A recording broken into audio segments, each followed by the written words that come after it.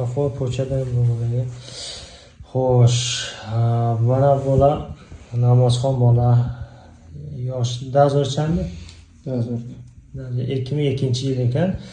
Xo'sh, bu Qozog'istonda granitsaga borganda gastitsada yotgan, gastitsada ikkita mana shu yerga chiqqan. Bundan keyin mana shunda ko'payib ketgan. Grippga поражение ketyapti. Gripbok ushlagan. Ana shu bitta ikkita joyga chiqqan, yuqorida ana shundan keyin ko'payib ketgan. Lekin qizlarga bormagan umuman.